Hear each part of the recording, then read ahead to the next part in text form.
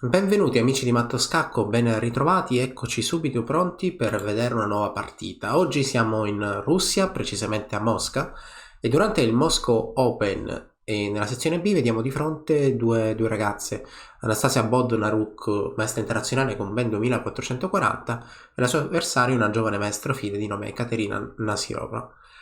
La partita inizia così, quindi è 4 e 5, cavallo F3, cavallo C6, qui siamo chiaramente nel pieno di una delle posizioni più comuni, più giocate, dove il bianco potrebbe decidere di optare per l'apertura italiana, l'apertura spagnola, oppure la 4 cavalli, così come accaduto. Cavallo C3, cavallo F6, questa è una posizione si chiama 4 cavalli perché, come vedete, effettivamente i 4 cavalli sono già stati sviluppati.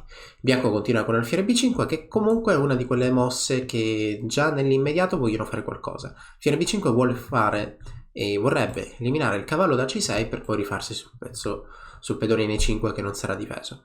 Alfiere D6, variante poco giocata, ma anche questa molto interessante, perché chiaramente in caso di una cattura immediata, è vero che qui il bianco non è obbligato a catturare, però prima o poi potrebbe catturare. In caso di cattura immediata prenderemo col pedone D e ci troveremo il pedone 5 già sotto controllo, perché il nostro forte alfiere già svolge un ruolo interessante.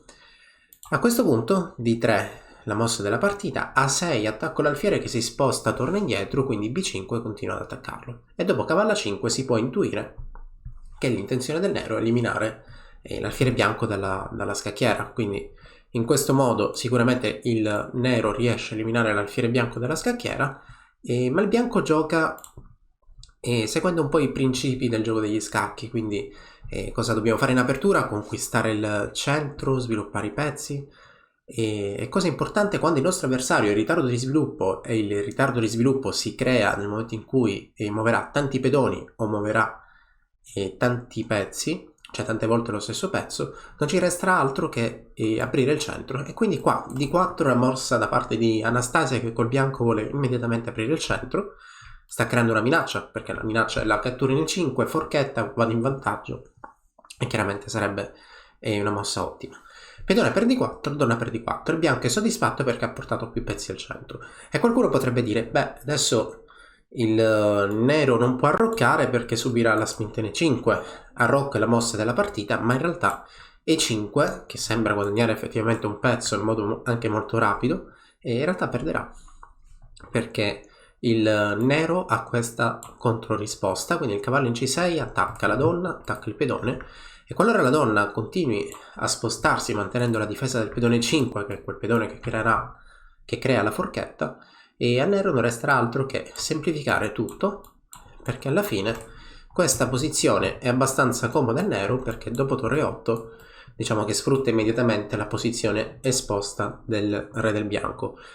Chiaramente la partita non è andata così, quindi D4 è una mossa che concettualmente va fatta da parte del bianco, quindi aprire il centro per giocare nel migliore dei modi contro il ritardo di sviluppo del mio avversario, e dopo la cattura donna per D4, quindi arrocco, e a questo punto chiaramente prima o poi il bianco deve arroccare corto, forse arroccare lungo, o comunque non far capire cosa si voglia fare. E quindi qua è stata giocata alfiere G5. Alfiere G5 nell'immediato mantiene sempre quell'idea, E5 potrebbe essere una mossa possibile, così come l'immediata cattura in F6. Una mossa come H6 assolutamente da escludere, perché dopo la cattura magari lui deve prendere di donna. Riprendo, e questa struttura pedonale è veramente brutta.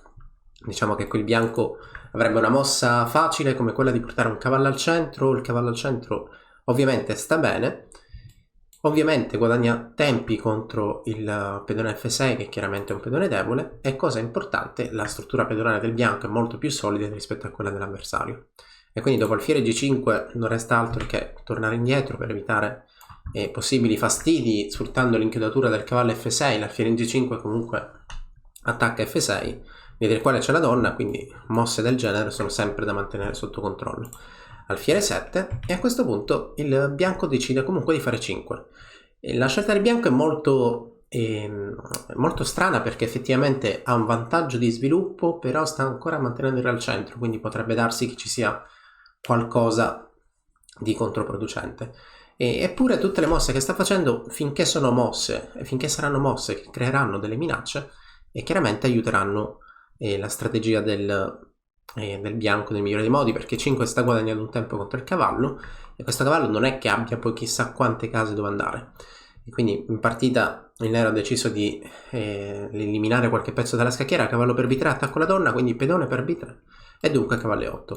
Questa è una posizione dove già potremmo notare che il bianco sta meglio. Il bianco è riuscito a portare 2 pezzi nella metà scacchiera avversaria, dopodiché ha solo una controindicazione: il suo re è rimasto ancora al centro, forse un po' troppo al centro, ma la posizione è molto favorevole. Tutte le mosse del bianco, come vedete, continuano a minacciare qualcosa. Adesso donna di 8 per svincolare il cavallo, forse fare c6, quindi cavallo c7, ma il bianco insiste. Adesso è il momento di fare una mossa un po' più sicura, quindi a rocco corto senz'altro una mossa che va bene, perché il nero ha evidenti problemi di sviluppo, dovrebbe fare qualche rottura centrale o comunque eliminare questo pedone 5 quanto prima.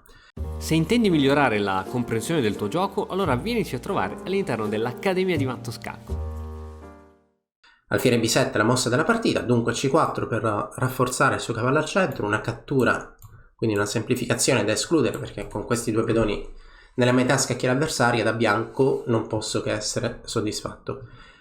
E allora la rottura arriva, quindi il tentativo di eliminare questo pedone 5 effettivamente arriva anche in partita via f6. Ma qui il bianco, che comunque è un fortissimo maestro internazionale con ben 2450 punti, decide di migliorare la sua posizione. Quindi torre 1. Torre 1 decide di veicolare i suoi pezzi attraverso la casa 5 in attacco, e mi spiego meglio con le prossime mosse della partita, perché pedone per e5, torre per, cavallo per è senz'altro la mossa più naturale, perché no, portare 2 cavalli al centro della scacchiera nella metà scacchiera avversaria, chiaramente questo mi aiuta. Però torre per e5 ha le sue idee. La prima idea potrebbe essere un impossibile ingresso in e7.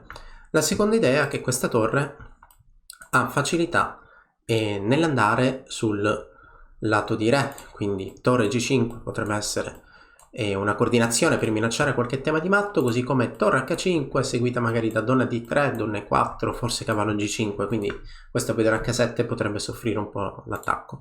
Cavallo f6 la mossa della partita, e a questo punto cavallo e7 scacco. Il re, diciamo che bisogna nasconderlo, quindi in questa posizione è andato in H8, e adesso vi direi di mettere in pausa il video e pensare come il bianco possa concretizzare l'attacco, come possa continuare l'attacco.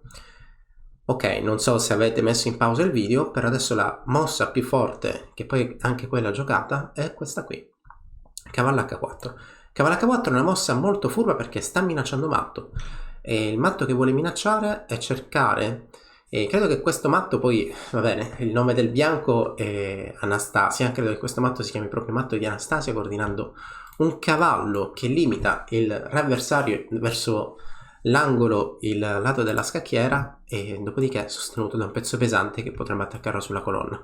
Questo è il tema di matto che il bianco vuole creare, quindi cavallo H4 effettivamente vuole creare quel matto che alla fine si verifica in partita. D6 la mossa giocata, cavallo scacco, quindi sacrificio di pezzo, la cattura obbligata, ricattura, o meglio, prima donna H4 scacco, il cavallo torna indietro, cavallo per nuovamente scacco, il re si sposta, e qui si ripete un cavallo E7, però di fatto anche su re F7 e di mosse ce ne sono parecchie, e semplicemente donna H5 potrebbe essere una di queste che porterà al matto, perché su donna H5 se re va su dovrò matto con donna F5, e in caso di difesa tramite pedone anche qui è troppo tardi, perché donna per G6 porterà al matto. E allora la partita continua così, quindi abbiamo dato lo scacco in E7, lui deve tornare e si verifica il matto che avevamo pianificato prima, quindi donna per H7, il nero abbandona perché dopo re per H7 si verifica quella coordinazione di matto che abbiamo annunciato prima, quindi il cavallo che obbliga il re avversario ad andare verso l'angolo, verso il bordo della scacchiera, attaccato da un pezzo pesante sulla colonna. Ok, rivediamo subito questa partita sin dall'inizio. Quindi abbiamo detto che le due giocatrici hanno giocato una 4 cavalli con questa variante con alfiere D6, che è chiaramente una mossa utile perché sostiene il centro. A6 la mossa della partita, e questa è la posizione. Il mio avversario ha fatto tante mosse con i pedoni, ha mosso più volte lo stesso pezzo, allora la mia reazione, la reazione migliore è quella di aprire il centro, quindi D4 effettivamente è quella, la mossa richiesta della partita. Alfiere G5 per far indietreggiare i pezzi del nero, E5 con la stessa idea. Adesso il cavallo deve andare in E8 e a questo punto i pezzi del bianco facilmente riescono a conquistare spazio. Il bianco ha ritardato il suo arrock con l'idea di portare i pezzi in avanti, con l'idea di far indietreggiare i pezzi avversari. Dunque la partita prosegue in questo modo e a questo punto dopo torre 1 la bellissima torre E5, perché già in questo momento possiamo forse intuire che il bianco aveva già l'idea di creare quel matto che poi è stato quello che si è verificato in partita. Quindi torre per E5 la mossa giocata, cavallo F6, cavallo E7 ottima intermedia e la mossa più difficile della partita, quindi questa coordinazione molto strana con cavallo H4 con l'idea di creare il tema del matto portando i pezzi pesanti sulla colonna H e vincolando l'avversario proprio lì con questo cavallo in E7. Dunque la partita continua e qui c'è la combinazione vincente, veramente bella, con grande soddisfazione da parte del bianco perché effettivamente creare questo tema in partita ovviamente è qualcosa di molto affascinante. E ora per continuare che cosa posso fare? Beh, innanzitutto ti consiglio di iscriverti al nostro canale in modo tale da non perderti le nuove video lezioni. E poi puoi vedere il video che è stato più cliccato in questa settimana. Ci vediamo, ciao!